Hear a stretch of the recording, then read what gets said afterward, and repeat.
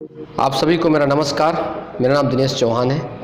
आज मैं आप सबसे एक बहुत ही महत्वपूर्ण विषय पर चर्चा कर रहा हूँ। वह है मध्य प्रदेश बेरोजगार युवा पार्टी के बारे में, मध्य प्रदेश बेरोजगार युवा संघ के बारे में और इस चीज़ के बारे में जो कि मध्य प्रदेश में बेरोजगारी का स्तर इतना लंबे स्तर तक बढ़ा चुका है। पिछले कई सालों से आप देख रहे हैं कि आपके पास किसी प्रकार की वैकेंसी नहीं, चाहे वो आप पुलिस की वैकेंसी की इंतजार करें, चाहे किसी की वैकेंसी का इंतजार कर रहे हो। साथ ही साथ बहुत सारे ऐसे अभ्यर्थी हैं जो सिलेक्शन लिए 2017 पटवारी में, उनको भी पूरी तरीके से उनको भी अभी देखा गया है तो कई सारे ऐसे छात्र हैं, कई सारे ऐसे अभ्यर्थी हैं जो सिलेक्शन लिए लेकिन उनको अभी तक ज्वाइनिंग भी नहीं मिली और उनका जो एक टाइम पीरियड होता है वो भी खत्म हो चुका है। तो कुल मिलाकर के मैं जो आज कहना चाहता हूँ, बहुत महत्वपूर्ण बात है, इतना याद रखिएगा।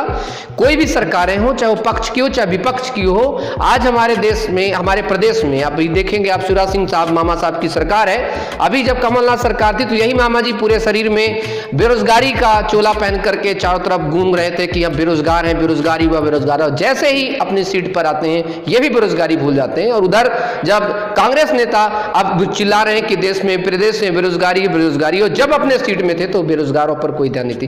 क्या हम बेरोजगार सिर्फ इनके चुनावी मैनिफेस्टो के लिए बने, सिर्फ चुनावी वादों तक बने?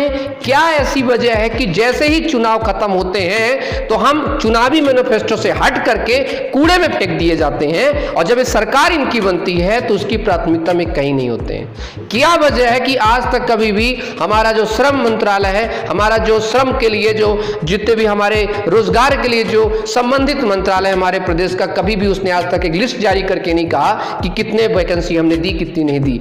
क्या वजह है कि सरकारी नौकरियों को खत्म करते जा रहे हैं? प्राइवेट में भी अगर नौकरी देते हैं तो प्राइवेट में नौकरी की दुर्दशा, इतनी हालत इतनी खराब है कि उनको ऐसे लगता है कि जैसे उनको काम नहीं, उनका शोषण किया जाता, उनको चूस लिया जाता उनके पूरे खून को। तो आखिरकार ये वजह क्या है और हमें इसके लिए लड़ना पड़ेगा।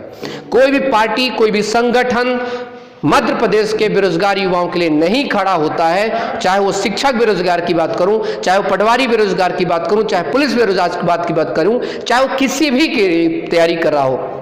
आप अपने माता पिता का पैसा लगा करके, अगर आप पेरेंट्स हैं तो आप अपने बच्चों को पैसे के खर्च करके सीधे उनको कोचिंग सेंटर में भेजते हैं और वहां पर कोचिंग सेंटर में जाकर के लाखों रुपए देने के बावजूद भी आपके बच्चे के पास कोई रोजगार नहीं होता। उसकी कौन सी वजह है? इन वजहों को हमें तलाशना है, इन वजहों को हमें समझना है, इन वजहों को हमें जानना है और उसकी एक ही वजह है, कोई भी संगठन नहीं है। आज हमने एक प्रयास शुरू किया है, काफी पत्रकारों से, बहुत सारे ब्यूरोक्रेट से बात करने के बाद, कि अगर आप युवा हैं तो आपके लिए पहले एक ऑफिशियल ऑर्गेनाइजेशन शुरू करें, आप एक अपना खुद का एनजीओ खड़ा करें। और मैं आप सबसे यही कहना चाहता हूं कि मध्य प्रदेश बेरोजगार युवा पार्टी, मध्य प्रदेश बेरोजगार युवा संघ का निर्माण होना चाहिए, जो कि इन सरकारों पर हमेशा रहे और इनकी जो है चाप पर हमेशा एक कसती रहे कि भाई मध्य प्रदेश बेरोजगार युवाओं पर भी ध्यान दीजिए। अभी तक ऐसा कोई भी संगठन, कोई भी संघ नहीं जो कि काम कर सके, इसलिए हमने इसकी शुरुआत की है।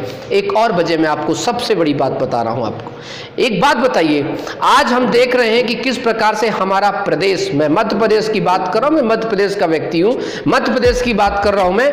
मध्य प्रदेश में क्या आज स्कूल कॉलेज बेरोजगारी के ये कुबड़ खाने हो चुके हैं? क्या ये मध्य प्रदेश के स्कूल कॉलेज बेरोजगारी के फैक्ट्रियां बन चुकी हैं? क्यों बन चुकी है? उसकी पीछे कई सारी वजह, उसमें से कुछ वजह हैं। आपको पता है कि हमारे यहाँ के जो कॉलेज हैं, स्कूल हैं, स्कॉलरशिप्स के नाम के, बहुत सारी चीजों के नाम पर बस वहां पर एडमिशन ले लेते हैं क्योंकि पढ़ाई ही नहीं हो पाती। और आपको अच्छे से पता पढ़ाई ना होने की वजह है, गिने चुने इक्का दुक्का कुछ कॉलेजों को छोड़ दिया जाए जहां पर महंगी फीस है। उसके अलावा बाकी जगहों पर आप देखेंगे तो वहां पर पढ़ाई ना होने की वजह यह है, एडहॉक पे टीचर रख करके किसी प्रकार से उनसे काम लिया जाता तो वो भी काम पूरा नहीं करते हैं। शिक्षक भर्ती वहां पर पूरी तरह से खाली पड़े रहते हैं, रिक्त पद खाली हो जाते हैं, परमानेंट नियुक्तियां नहीं हो पाती हैं। तो जब पढ़ाने वाला ही नहीं होगा तो पढ़ेगा कौन?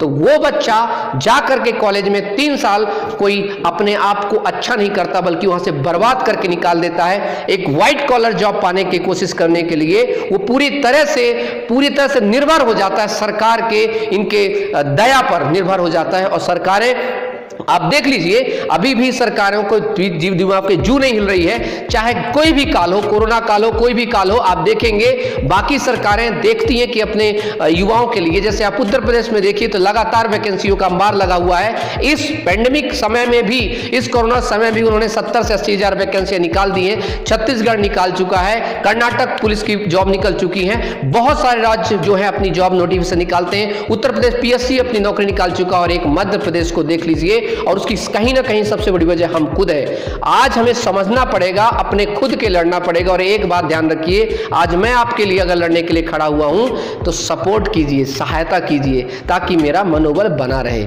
और यकीन मानिए, आपके लिए कोई नहीं आएगा लड़ने के लिए, आपको खुद लड़ना पड़ेगा। और आप खुद नहीं लड़ोगे तो आपके लिए कोई नहीं लड़ेगा। इससे ज्यादा मैं कुछ नहीं कहूंगा, बस इतना ही कहूंगा, मध्य प्रदेश बेरोजगार संघ एक बनाने के उद्देश्य चल रहा है, एक एनजीओ बनाने का उद्देश्य चल रहा है। अगर इनको संगठन से, अगर इनको फर्क पड़ता है तो हम संगठन बना के लड़ेंगे, लेकिन आपसे लड़ेंगे जरूर। खुली चुनौती है सरकार को, खुली चुनौती है मीडिया को, सभी को, कि बेरोजगारों पर भी ध्यान दो, बेरोजगार युवाओं पर ध्यान दो। इससे पहले कि मानसिक त्रासदी का शिकार हो जाएं, इससे पहले कि मानसिक रोगी बन जाएं, उन पर ध्यान दो। चाहे वो पुलिस कांस्टेबल के लिए 6 से 20 लाख बच्चे तैयारी कर रहे हैं, उनके बारे में सोचो। और साथ ही साथ उन पुलिस वालों के बारे में सोचो जो 60 से ऊपर के हो चुके हैं और दिन रात उनसे आप काम ले रहे हो, जबरदस्ती संविदा पर, जबरदस्ती उनके ईपीएफ पर, पीएफ पर धमका कर उनसे जॉब करवा रहे हो। बहुत गलत कर रहे हो आप। और आपको अगर लगता है कि ऐसे में प्रदेश का भला हो जाएगा तो आप बहुत मूर्ख हो और बहुत गलत सोचते हो।